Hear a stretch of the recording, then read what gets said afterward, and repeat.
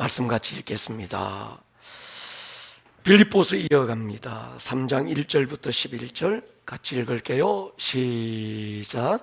끝으로 나의 형제들아, 주 안에서 기뻐하라. 너희에게 같은 말을 쓰는 것이 내게는 수고로움이 없고 너희에게는 안전하니라. 개들을 삼가고 횡악하는 자들을 삼가고 몸을 상해하는 일을 삼가라. 하나님의 성령으로 봉사하며 그리스도 예수로 자랑하고 육체를 신뢰하지 아니하는 우리가 곧 할례파라. 그러나 나도 육체를 신뢰할 만하며 만일 누구든지 다른 이가 육체를 신뢰할 것이 있는 줄로 생각하면 나는 더욱 그러하리니, 나는 8일 만에 할례를 받고 이스라엘 족속이요 베냐민 지파요 히브리인 중에 히브리인이요 율법으로는 바리새인이요 열심으로는 교회를 박해하고 율법의 의로는 흠이 없는 자라. 그러나 무엇이든지 내게 유익하던 것을 내가 그리스도를 위하여 다 해로 여길 뿐더러 또한 모든 것을 해로 여김은 내 주 그리스도 예수를 아는 지식이 가장 고상하기 때문이라. 내가 그를 위하여 모든 것을 잃어버리고 배설물로 여김은 그리스도를 얻고 그 안에서 발견되려 함이니, 내가 가진 의는 율법에서 난 것이 아니요 오직 그리스도를 믿음으로 말미암은 것이니 곧 믿음으로 하나님께로부터 난 의라.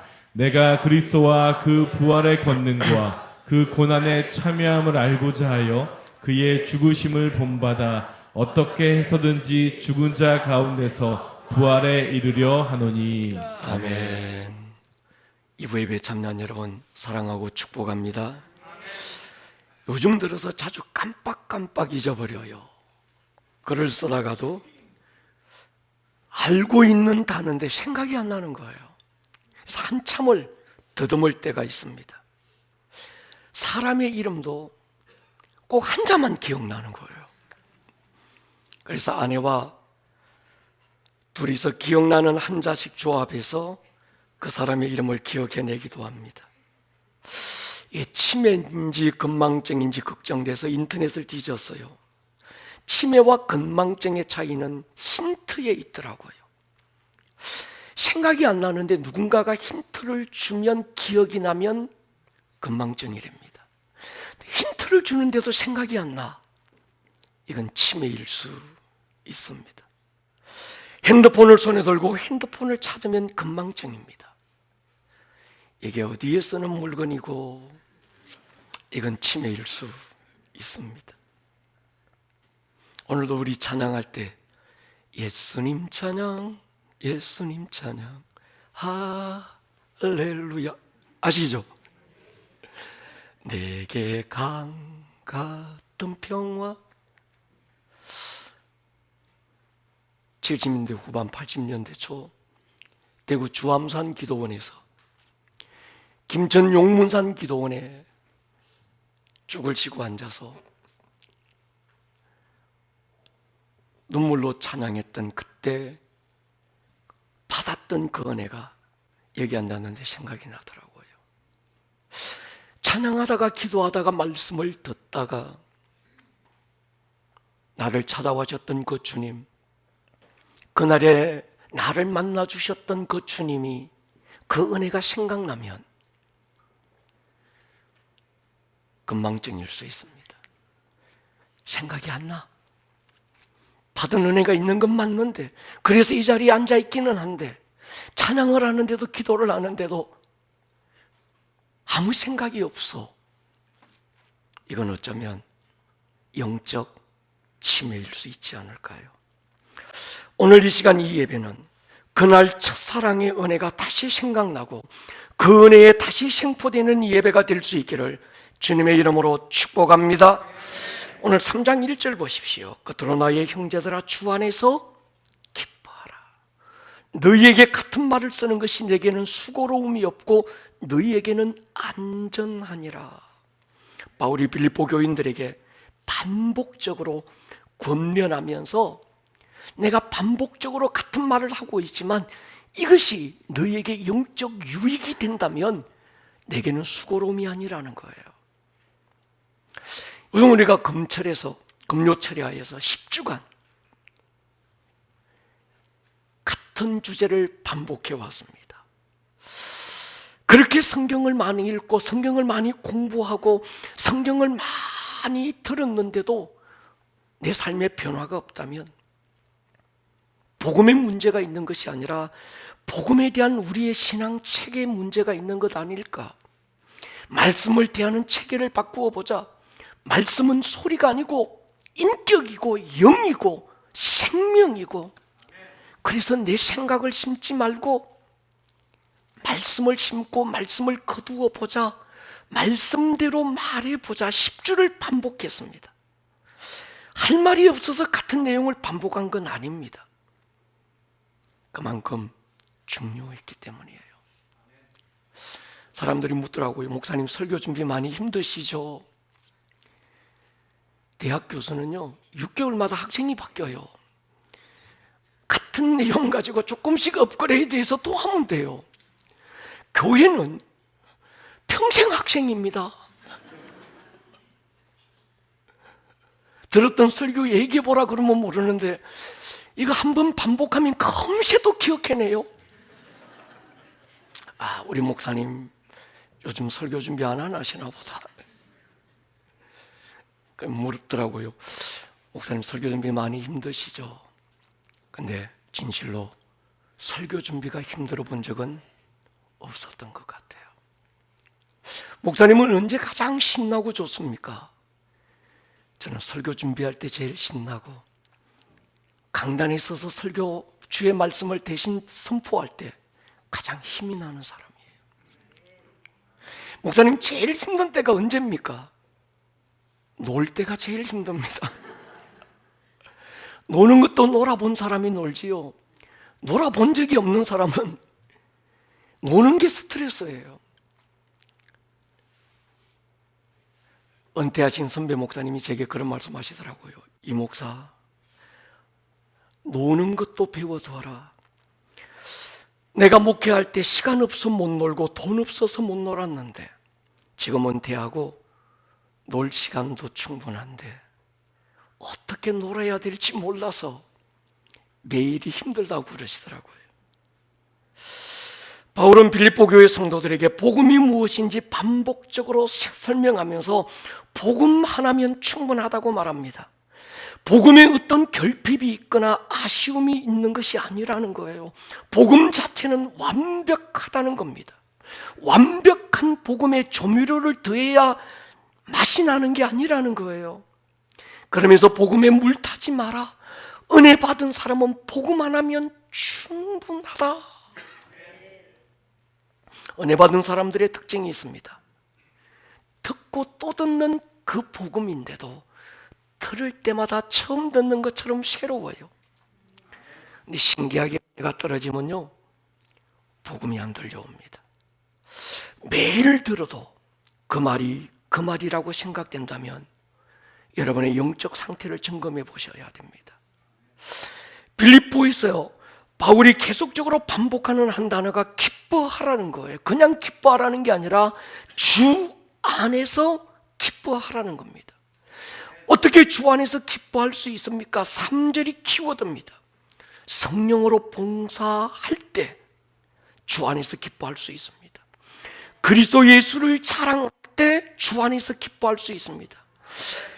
내 육체를 신뢰하지 않을 때 주 안에서 기뻐할 수 있습니다. 내 자랑하면 원수가 생기고 적이 만들어져요. 그런데 예수 자랑하면 친구가 모입니다. 그분이 얼마나 크신 분인지, 얼마나 위대한 일을 행하시는지, 그분의 크심과 위대하심을 자랑할 때 우리에게는 진정한 기쁨이 찾아오는 거예요. 이걸 한마디로 예배라고 합니다. 언제 가장 기쁘던가요? 예배할 때 기쁜 거예요. 근데 왜 인상 쓰고 계십니까?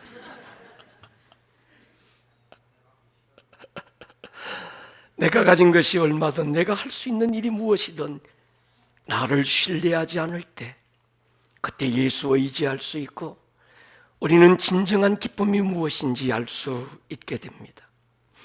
빌립보 교인들을 향한 사랑과 애정이 얼마나 바울에게 깊은지 우리는 들어봤습니다. 바울은 지금 감옥에 갇혔어요. 늙었고 병들었습니다. 누군가의 돌봄과 보살핌이 필요해서요. 그래서 자기를 찾아와서 끝까지 자기를 돌보던 디모데와 그 먼 길 빌립보에서 이 로마까지 900km를 단숨에 달려왔던 에바브로디도를 급하게 다시 빌립보 교회로 돌려보내요. 이유가 있습니다. 바울 자신의 안위보다는 빌립보 교회가 걱정됐던 거지요. 그래서 에바브로디도와 디모데를 돌려보내면서 굉장히 강력한 어조로 어떤 한 단어를 표현하면서 권면하는 게 있습니다. 개들과 행악자들을 삼가라. 저희 어렸을 때 개를 키우는 분들 집 대문에는 붙어 있는 게 있어서요. 어떻게 하셨습니까? 대문짝만하게 개조심바. 요즘 반려견을 키우는 분들이 많아서 개라고 표현하는 게 맞나 조심스럽습니다. 그렇다고 개님이라고 할 수 없어서 한참을 고민했어요. 성경에서 개는 별로 좋은 어감은 아닌 것 같습니다. 더럽다, 사납다, 주인도 몰라본다, 받은 은혜를 잊어버린다, 그런 뜻으로 쓰여졌습니다. 십자가의 은혜를 받고도 받은 은혜를 잊어버린 사람, 그들을 개라고 표현합니다. 하나님의 사람들을 이간질해서 무릎 뜯고 교회를 쪼개고 공동체를 어지럽게 하고 받은 복음을 변질시키는 자를 개라고 표현했어요. 얼마 전에 다일이 장난감을 사준다고 데리러 나갔다가 몇 시간을 헤맸습니다. 장난감을 사본 지가 까마득해서 어디에 장난감 가게가 있는지 티맵으로 먼저 검색을 했어요. 티맵에는 서창동 일대에도 장난감 도매점이 많더라고요. 그래서 서창동 일대를 다 뒤졌는데 가게 자체가 다 없어지고 아무 데도 없었습니다. 이번엔 논현동 일대를 검색하고 다 뒤졌는데도 가게들이 폐업을 하고 없었습니다. 9월동 모래내 시장까지 가서야 겨우 장난감을 살 수 있었어요. 오가는 길에 여기저기도 애완견 가게들은 많았습니다. 개카페, 개샵, 개미용실, 개목욕탕, 개병원, 개용품점들. 우리나라 애완견 천국이죠. 반려동물들을 키우는 분들이 많은데 반려동물이 주는 기쁨과 위로도 꽤 크다고 말씀하시더라고요. 그러나 장난감 가게가 없어지고 그 자리에 애완견을 위한 샵들이 들어선 현실을 보면서 생각이 많아졌습니다. 어제 뉴스에서 최근 외신들이 대한민국을 집중하기 시작했다고 그러더라고요.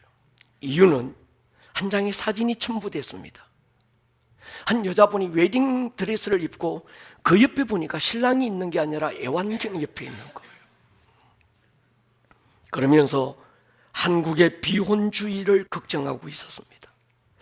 결혼을 포기한 젊은이들이 OECD 국가 중에 탑을 기록했다는 거예요. 이건 젊은이들이 문제이기보다 그럴 수밖에 없는 국가적인 이 상황이 더 큰 문제가 되고 있는 거예요.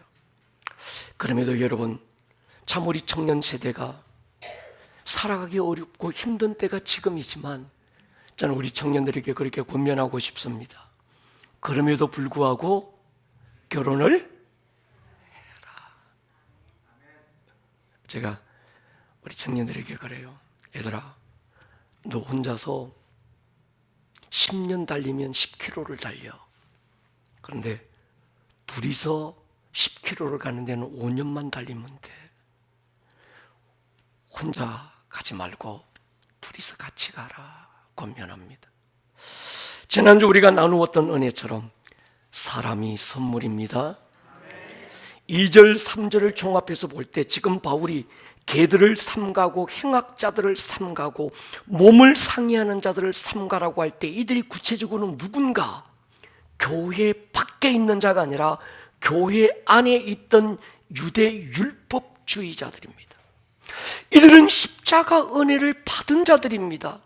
주님이 그들을 찾아왔던 틀림없는 사건들을 가지고 있어서요, 그럼에도 그것으로 부족하니, 충분치 않으니 자신들처럼 할례를 받아야 구원받는다, 율법을 지켜야 의롭게 된다고 주장했던 사람들이 교회 안에 있었던 거예요. 그들은 소리쳤습니다. 너희들이 믿음의 조상이라고 부르는 아브라함, 바로 우리 유대인들의 조상이야. 너희는 이방인이지만 우리는 선택받은 민족이야. 아브라함이 할례 받았지. 그리고 그 아들 이삭이 할례를 받았어. 그 아들 야곱이 할례 받고 할례를 받고 우리도 할례를 받았어. 니들 할례 받았니? 할례가 무슨 뜻이냐 알기나 하니? 할례는 아브라함의 자손이라고 하는 정통 아브라함의 자손의 표야. 우리는 태어난 지 8일 만에 할례 받았어. 니들도 정말 아브라함의 자손이 되고 싶다면 지금이라도 할례를 받아야 돼. 할례를 통해서 자신의 특별함을 드러내고 다른 사람들을 무시했던 이 사람들, 빌립보 교회 안에만 있었던 건 아닙니다. 당시 고린도 교회나 갈라디아 교회 안에도 있었습니다. 근데 바울은 이들에 대해서만큼은 엄하게 야단을 쳐요. 고린도서 11장 보면요, 그런 사람들은 거짓 사도요 속이는 일꾼이니 자기를 그리스도의 사도로 가장하는 자들이니라. 이런 것은 이상한 일이 아니니라. 사탄도 자기를 광명의 천사로 가장하나니 그러므로 사탄의 일꾼들도 자기를 의의 일꾼으로 가장하는 것이 또한 대단한 일이 아니니라. 그들의 마지막은 그들의 행위대로 되리라. 무슨 말인가 하면 교회 안에서 유대 율법주의를 가지고 와서 할례를 주장하는 이 사람들, 이들을 거짓 사도라는 거예요. 사탄의 일꾼이라고 막 미는 거지. 갈라디아 교회도 마찬가지입니다. 같이 한번 읽을게요. 5장입니다. 시작. 그리스도께서 우리를 자유롭게 하려고 자유를 주셨으니 그러므로 굳건하게 서서 다시는 종의 멍에를 매지 말라. 보라, 나 바울은 너희에게 말하노니 너희가 만일 할례를 받으면 그리스도께서 너희에게 아무 유익이 없으리라. 내가 할례를 받는 각 사람에게 다시 증언하노니 그는 율법 전체를 행할 의무를 가진 자라. 율법 안에서 의롭다함을 얻으려 하는 너희는 그리스도에게서 끊어지고 은혜에서 떨어진 자로다. 예, 굉장히 강하게 야단을 칩니다. 그리스도에게서 끊어진 자라는 거예요. 하나님의 은혜로부터 끊어진 자라고 지금 표현합니다. 이유는요, 이건 윤리의 문제가 아니라 영적 문제고 복음의 문제였던 거예요. 그래서 바울은 다른 건 양보할 수 있고 다른 건 져줄 수 있지만 어떤 경우도 양보할 수 없는 한 가지는 복음에 대한 이야기였습니다.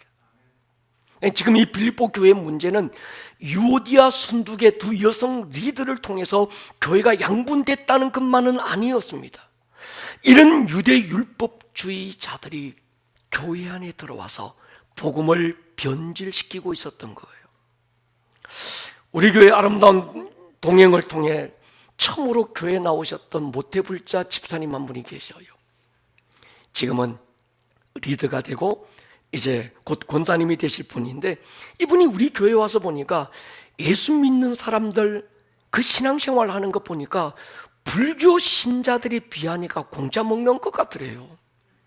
왜냐고 하면 불교에서는 어느 정도 반열에 서려면 외워야 될 불경도 많고 108배부터 탑돌이까지 고행하고 온몸을 쳐서 복종시켜야 겨우 어떤 자기들 말하는 믿음의 수준이 조금씩 자라갈 수 있는데, 교회 와서 보니까 성경 읽은 적도 별로 없고 예수 믿는다고 말했을 뿐인데 구원받았고, 하루 저녁 캠프 가서 성령님 구했더니 성령 받아서 방언하고, 그러니까 자기가 과거에 불교에서 신앙생활했던 거하고 비교해 보니까 완전 날로 먹더라는 거예요. 이분이 가만히 생각해 보니까 완전 날로 먹네. 그래서 과거에 불교에서 신앙생활했던 것 그 기준을 가지고 와서, 야, 그냥 예수 믿는다고 구원받는 거 아니야. 구원받으려면, 의롭게 되려면, 영적 수준이 있으려면 모세 오경 정도는 달달 외워야지. 아니면 성경 필사 적어도 한 서너 번쯤은 해야지. 아니면 금식 기도를 하더라도 40일은 못하더라도 담은 10일 금식 기도는 몇 번은 해야지. 그래야 권사감이야. 그래야 뭐 어떤 신앙이 어느 정도 수준이 있어. 이렇게 얘기한다면 이건 안 되는 거죠. 그분이 그렇게 얘기했다는 거 아닙니다. 예, 그럴 수 있다는 거지요. 지금 유대 율법주의자들이 교회 안에 들어와 보니까 과거에 자신이 유대교에서 신앙생활하던 것과 비교해 보니까 너무 공짜 먹는 기분이 들기도 했을 거예요. 율법은 613가지 외우는 것도 힘든데 지킨다는 건 불가능했습니다.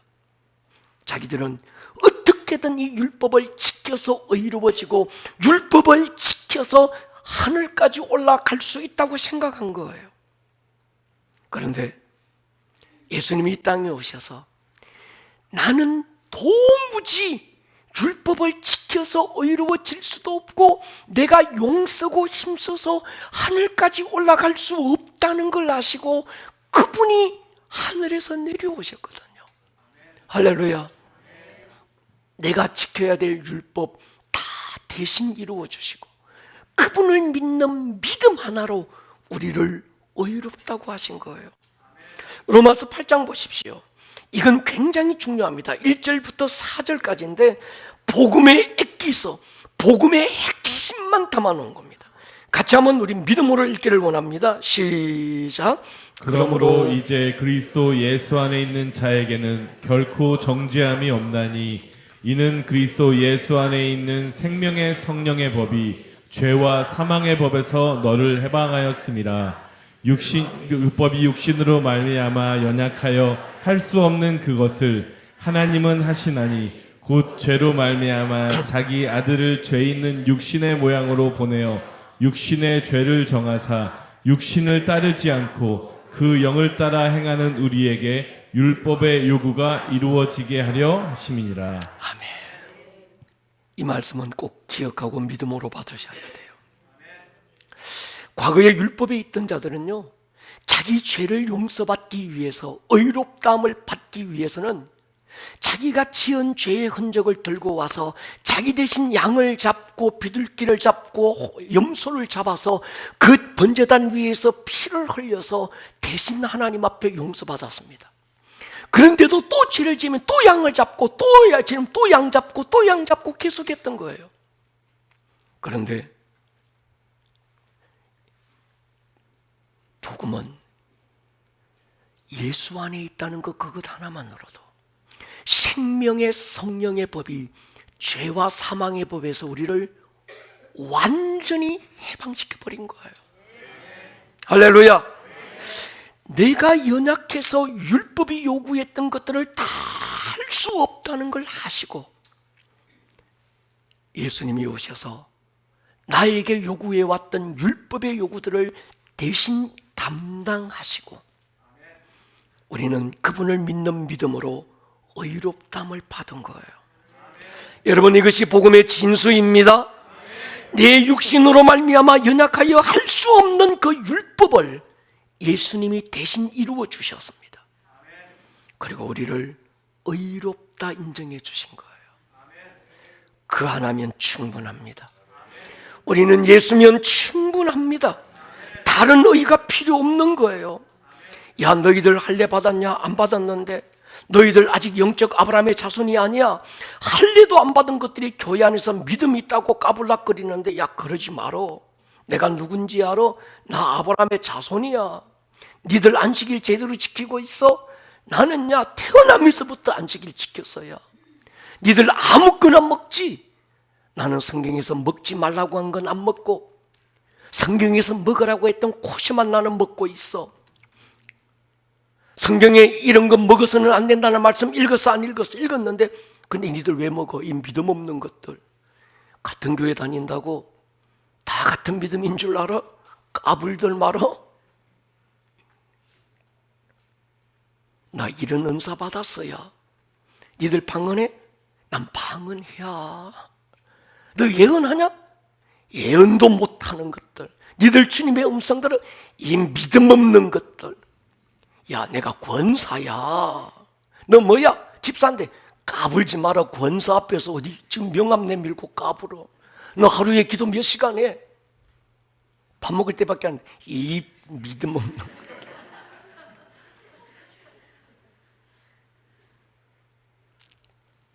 은혜로 주신 것들을 마치 계급으로 삼아서 복음 외에 다른 어떤 것으로 자기 자신을 과시하고 다른 사람을 판단하고 무시한다면 이것이 율법주의자들의 모습과 뭐가 다를까요?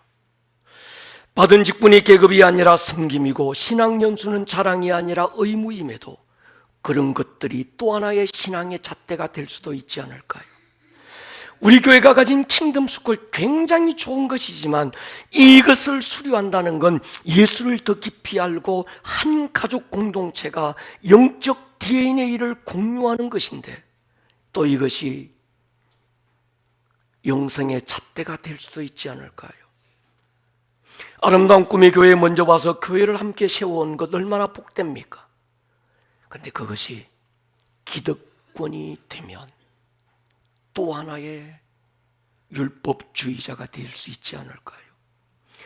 헌신하라 받은 직분이 축복의 통로가 되는 건 틀림없지만 그 직분이 대접받는 계급이 되면 빌립보 교회 율법주의자들과 무엇가 다를까요?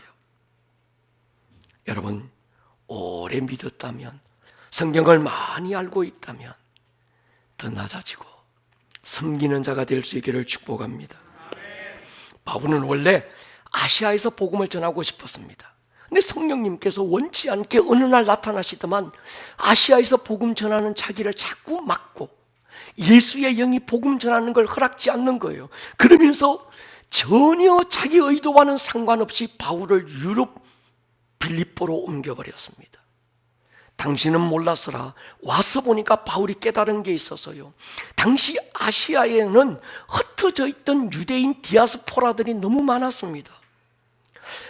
바울이 순수한 복음을 전했지만 그 흩어진 디아스포라들이 교회 안에서 유대 율법주의의 기준을 들고 들어와서 복음을 변하게 만들고 있었던 거예요. 자기들은 평생 율법을 지켜서 의로워진다 생각하고 할례받고 안식일 지키고 코시만 먹으면서 육체를 쳐서 복종시키고 살아왔던 사람들입니다. 그런데 교회 안에 들어와서 보니까 오직 복음을 믿는 믿음으로 구원받는다고 하니까 이게 뭔가 성에 안 차는 거예요. 돈도 그렇거든요. 쉽게 돈을 공짜로 얻으면요 지 돈 같지가 않아요. 지가 뭔가 애쓰고 힘써서 벌어야 내 돈 같아. 이랬던 거지요. 유럽에 있던 빌립보 교회는 유대 율법주의가 아직은 들어오지 않았던 곳이기 때문에 하나님 편에서 순수한 복음이 모델이 될 만한 교회가 필요했던 거예요. 그래서 바울을 아시아에서 유럽으로 강제적으로 옮겨서 교회를 세운 거예요. 그런 염원으로 유럽까지 와서 옥에 갇히고 매맞고 복음 전했고 그렇게 교회를 세워서 여기까지 왔는데 난데없이 이민 왔던 유대 율법주의자들이 빌립보 교회 안에까지 들어오면서 그동안 자기들이 지켜왔던 율법의 행위를 들이내고 복음을 변질시킵니다. 그리고 아직은 복음이 무르익지 않았던 이방인 성도들을 깜보고 무시하고 있는 거예요. 그래서 바울이 화가 난 거예요. 자기를 뭐라고 욕하는 건 참을 수 있고 인격적인 모멸을 주는 건 견디지만 그러나 복음에 대해서 변질시키는 건 용납이 안 됐던 거예요. 그래서 바울이 이들은 개라고 표현합니다. 이들은 정말 거짓 사도들이고 이들은 복음에서 끊어진 자고 예수에게서 끊어진 자라고 막 선포하는 거예요. 4절 6절 보면요 바울이 이렇게 고백합니다. 나도 육체를 신뢰할 만하며 만일 누구든지 다른 이가 육체를 신뢰할 것이 있는 줄로 생각하면 나는 더욱 그러하다. 나는 8일 만에 할례받고 이스라엘 족속이고 베냐민 지파고 히브리인 중에 히브리인이고 율법으로는 바리새인이고 열심으로는 교회를 박해하고 율법의 의로는 흠이 없다. 무슨 말인가 하면 지금 율법의 잣대를 들이대는 그들에게 지금 하는 얘기입니다. 율법이나 행위로 따지면 내 앞에서 지금 율법의 행위를 얘기하는 건 공자 앞에 문자 쓰는 것과 똑같다는 거예요. 바울 자신으로 따져서 율법으로 보면 완벽했다는 거예요. 당시에 태어난 지 8일 만에 할례 받는 사람들이 많이 있지 않았습니다. 근데 바울은 율법이 정한 대로 딱 8일 만에 할례 받았다는 거예요. 특별히 자기는 베냐민 지파에 속한 사람인데 이스라엘 족속들 가운데 베냐민 지파는 특별한 지파였습니다. 야곱의 가문들 가운데 유일하게 약속의 땅에서 태어났습니다.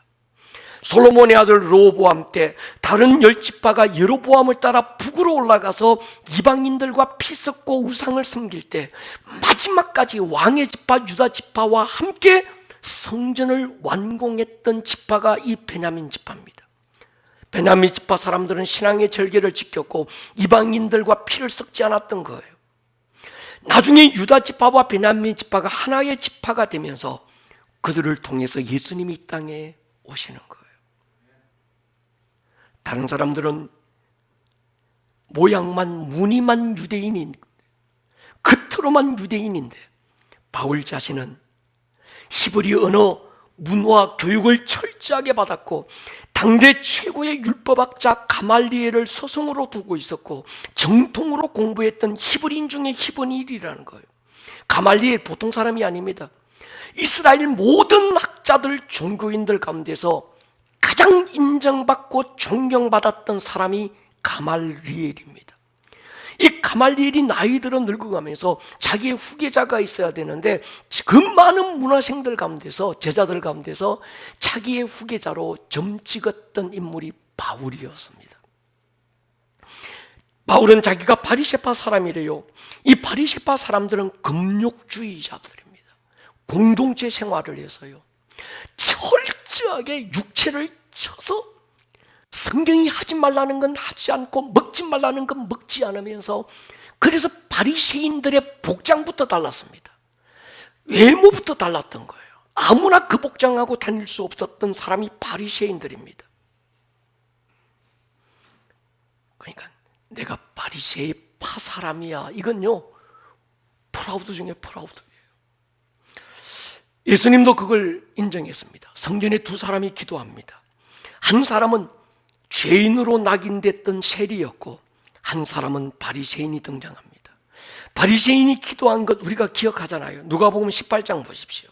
10절로 12절인데 우리 같이 한번 읽어보면 좋겠습니다. 누가복음 18장 10절로 12절 같이 한번 읽겠습니다. 시작. 두 사람이 기도하러 성전에 올라가니 하나는 바리새인이요 하나는 세리라. 바리새인은 서로 따로 기도하고 이르되 하나님이여 나는 다른 사람들 곧 토색 불의 간음을 하는 자들과 같지 아니하고 이 세리와도 같지 아니함을 감사하나이다. 나는 일에 2번씩 금식하고 또 소득의 11조를 드리나이다 하고. 굉장한 프라우드가 있는 거예요. 하나님, 나는 저 세리와 같지 않음을 감사합니다.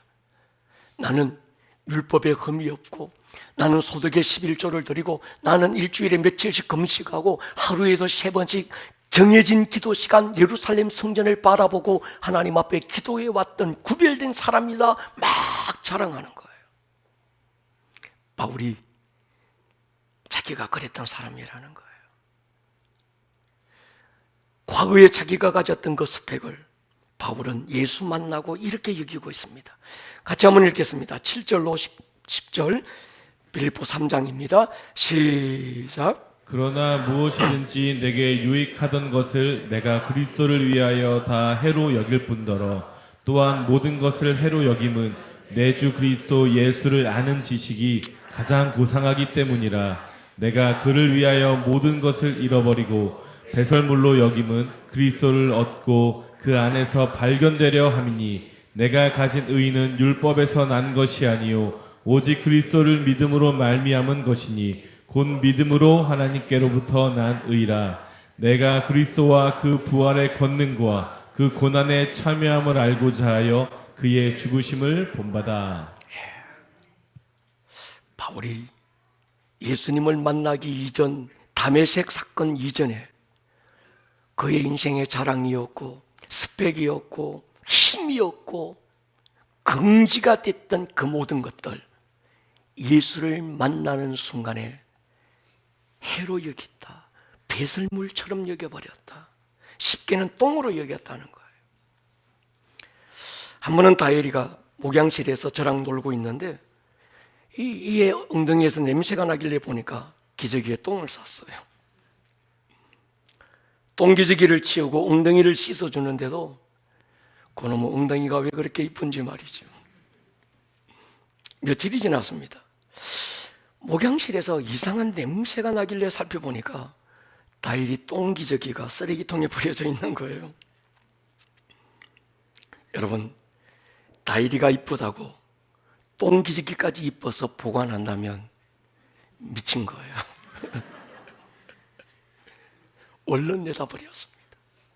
바울이 예수 만나기 전에, 주님이 자기를 찾아오기 전에 자기가 나름 이건 내 스펙이고 이것은 내 배경이고 이것은 나의 자랑이고 이것은 오늘의 나를 지탱시켜주는 힘이라고 여겼던 것들을 알고 보니까 그 모든 것들이 다혜리 똥 같다라는 거예요. 그래서 그것들을 버려버렸다는 거예요. 여러분, 예수님을 만나고 나면 이렇게 됩니다. 가치관이 달라지고요, 기준이 달라집니다. 전에는 세상의 것들이 가치의 기준이었습니다. 내가 얼마나 배웠는데, 내가 얼마나 아는데, 내가 얼마나 가졌는데, 내가 어디에 사는데, 내가 얼마나 더 잘하는데. 그런데 예수 만나고 복음을 받고 보니까 그런 것들이 하나도 자랑거리가 안 되더라는 거예요. 예수 믿고 복음 받은 사람은 자랑이 달라져야 됩니다. 아멘입니까?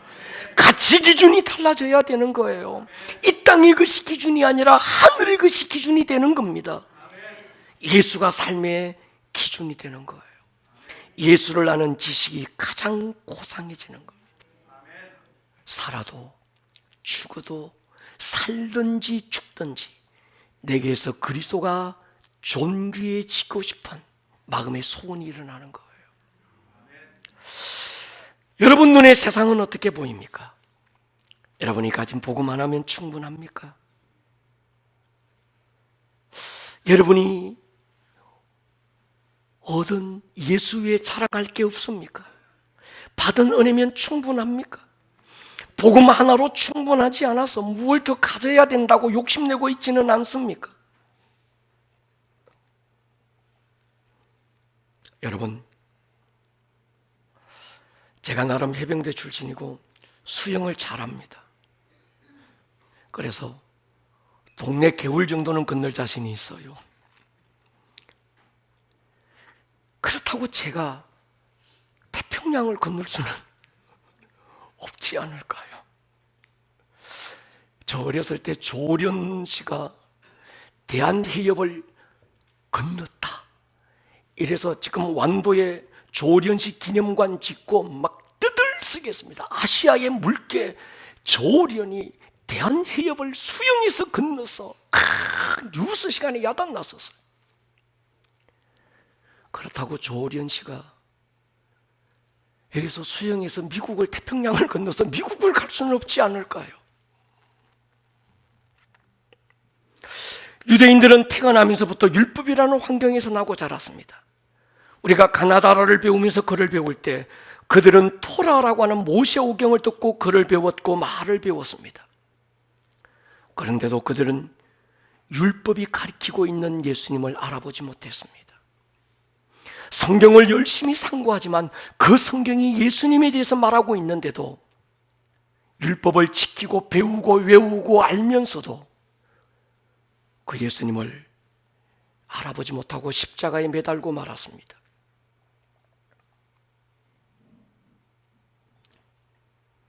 율법이 또 하나의 막을 만들어 버린 거예요.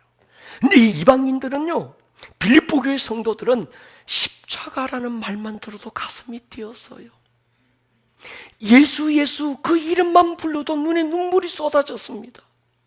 내가 아무리 하려고 해도 안 되었던 것, 도무지 나를 일으킬 수 없었던 내 절망, 내 한계에 부딪혀서 가슴 쓰란 꼼배기를 살고 있던 나, 이 모든 것 그 예수님이 대신 담당해 주시고 십자가 위에서 다 이루었다 선포해 주시고 그분을 믿는 믿음 하나로 나를 의롭다 인정해 주신 그 사랑, 그 십자가 은혜 생각하면 그저 누가 십자가 바람만 봐도 눈물이 뚝뚝뚝뚝 흐르고 누군가가 예수 예수 예수 이름만 불러도 가슴이 뛰기 시작한 거예요.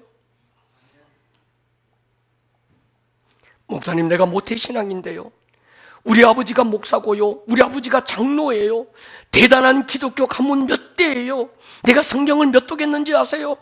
자랑거리일 수 있습니다. 그러나 그것이 독이 될 수도 있습니다.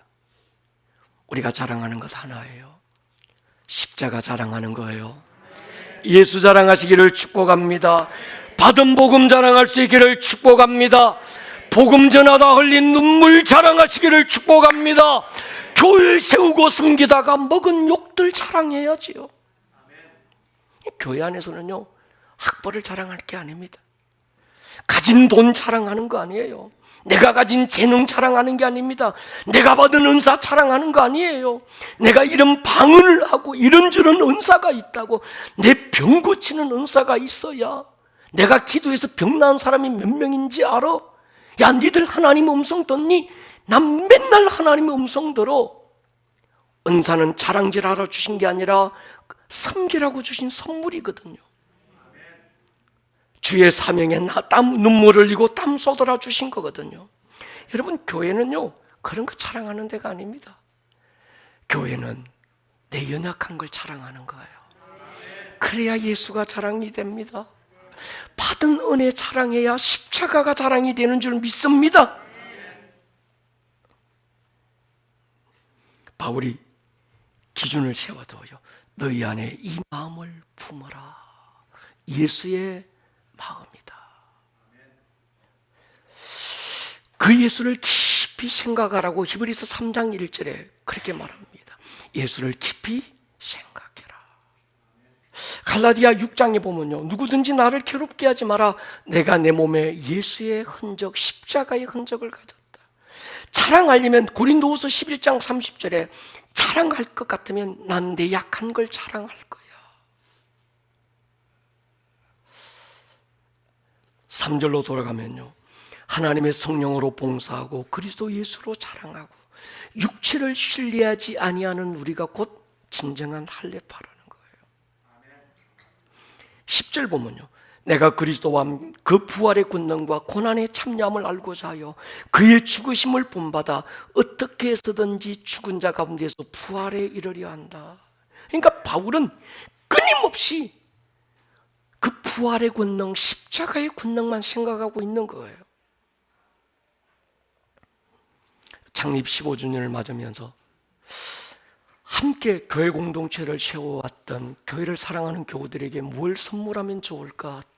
뜻깊은 선물. 그래서 우리 장로님들과 함께 고민하다가 세 번째 시집을 출간하기로 하고 지난주에 이제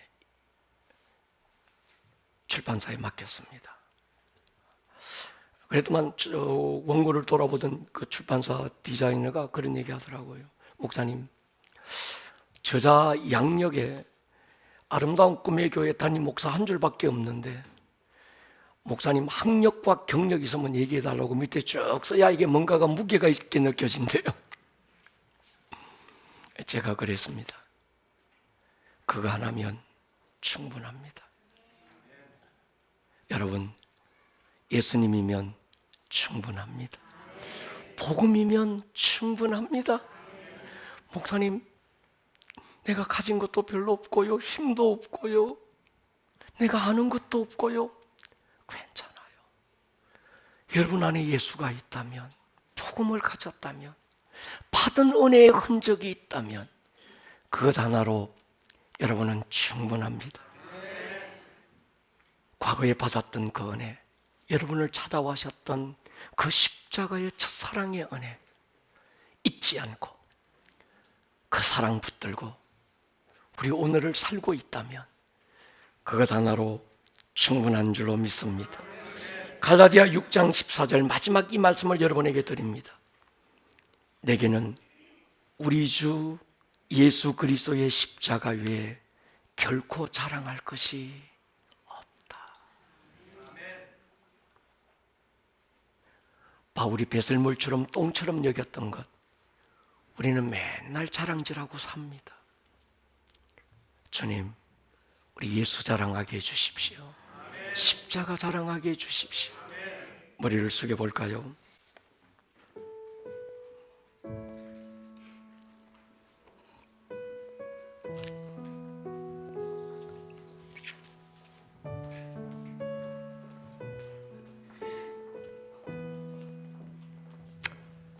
우리가 한 주간을 살게 될 겁니다.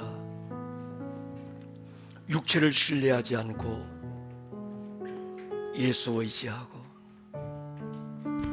가진 것 아는 것 자랑하지 않고 받은 복음 받은 은혜 자랑하며 살게 해주십시오. 잊어버렸던 십자가의 사랑 우리 안에 다시 일어나게 해주십시오.